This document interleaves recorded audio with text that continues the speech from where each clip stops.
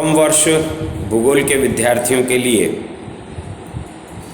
द्वितीय प्रश्न पत्र राजस्थान का भूगोल और उसका नया शीर्षक the relief pattern of Rajasthan, Rajasthan के उच्चावच या धरातल का निरूपण। राजस्थान का उच्चावचीय स्वरूप यहाँ की भूगर्भिक संरचना द्वारा निर्धारित होता है और यह लाखों वर्षों की अपर्दन और अपक्षय की गतिविधियों का परिणाम है। धरातलीय दृष्टि से राजस्थान को स्पष्ट रूप से 4 प्रदेशों में विभक्त किया जाता है। पश्चिमी मरुस्थलीय प्रदेश, अरावली पर्वतीय प्रदेश, पूर्वी मैदानी भाग, दक्षिणी पूर्वी पठारी प्रदेश।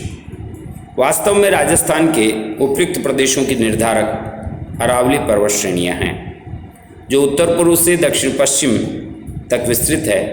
यह एक जल विभाजक भी है और इसके पश्चिम में मरुस्थल प्रदेश है तो पूर्व में मैदानी भाग। इन प्रदेशों में अंतर्निहित प्राकृतिक विविधता के आधार पर ही धरातलीय दृष्टि से राजस्थान के निम्नलिखित प्रमुख उपविभाग किए जाते हैं। पहला है पश्चिमी मरुस्थलीय प्रदेश। राजस्थान का अरावली श्रेणियों के पश्चिम का क्षेत्र एक शुष्क एवं अर्ध शुष्क मरुस्थलीय प्रदेश है, जहाँ विस्तृत क्षेत्र में बालू के टीलों का विस्तार है तो कहीं बंजर चट्टानों और अपर्दित शैलों की उपस्थिति है। यह संपूर्ण क्षेत्र न केवल राज्य का अपितु भारत का विशिष्ट भौगोलिक प्रदेश है, जिसे भारत का विशाल मरुस्थल या थार का मरुस्थल के नाम से पुकारा जाता है। यह एक ऐसा प्रदेश है जहां वायु क्रिया का प्रभुत्व है और पारिस्थितिक दृष्टि से मरु प्रदेशीय है।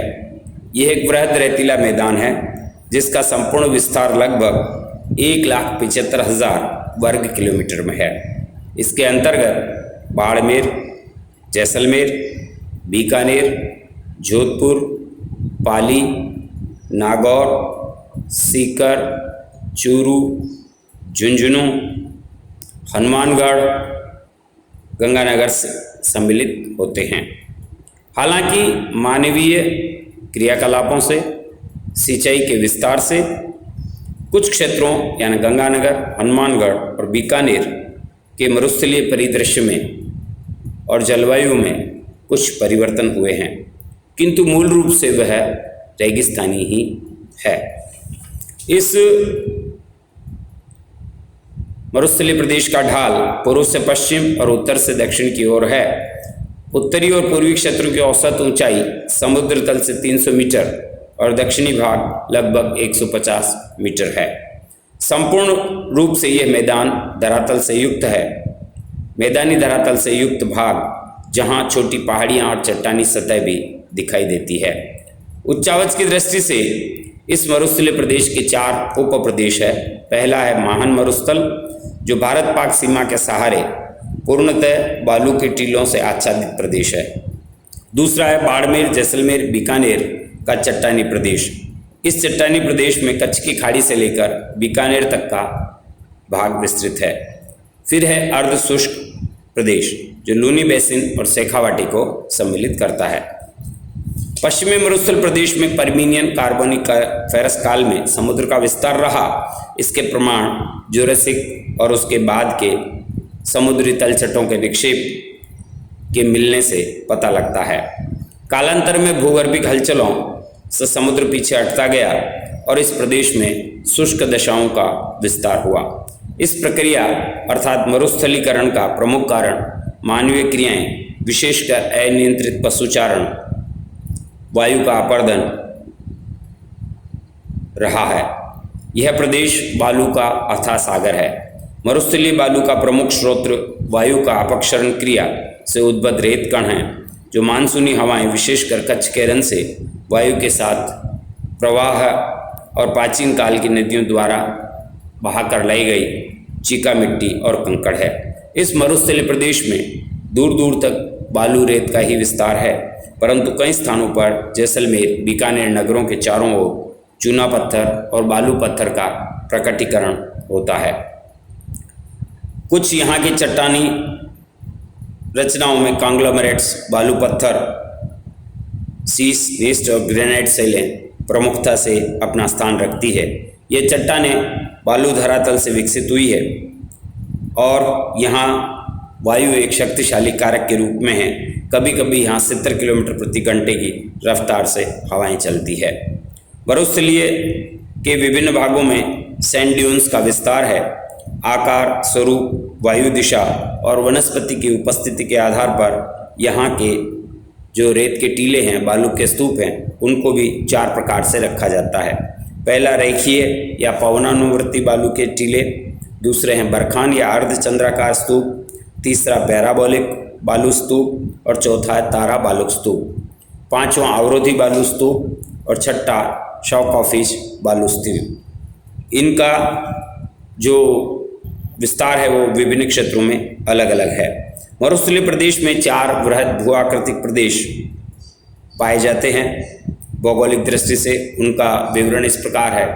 पहला है शुष्क रेतीला अथवा मरुस्थलीय प्रदेश, दूसरा लूनी और जवाई बेसिन, तीसरा शेखावाटी प्रदेश और चौथा गग्गर का मैदान।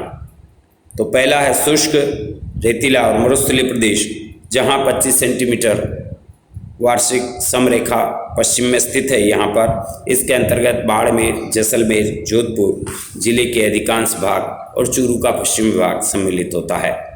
यहाँ पर रेत के टीलों का वृहद विस्तार है जो 20 से 25 मीटर ऊंचे होते हैं। इनमें अधिकांशतः बरखांस हैं जो अर्धचंद्राकार होते हैं। यहाँ कुछ चट्टानी संरचनाएं भी दिखाई देती है जो पोखरण, जैसलमेर, रामगढ़ क्षेत्रों में हैं। यहाँ छोटी छोटी ग्रेनाइट्स, सैंडस्टोन, चूना पत्थर की एकाकी पहाड़ियाँ फैली हुई है। बाफलोदी, चंदन सुकरा क्षेत्र में छोटे चट्टानी जमाव है। खारे पानी के छिछले गर्त बाप, पोखरण, लूनकरणसर, जैसलमेर, रामगढ़ के मध्य में हैं। वास्तविक मरुस्थलीय प्रदेश यही है।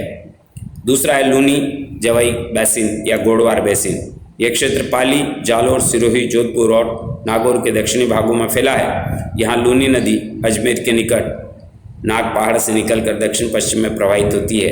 इसकी अनेक शाखाएं जैसे जवई, गुइया, बांडी, मीथड़ी, सुकड़ी इत्यादि है। वर्षा काल में यह नदी प्रवाहित होती है और नाला अन्य नालों से यहाँ पर जल एकत्र होकर पहुँचता है।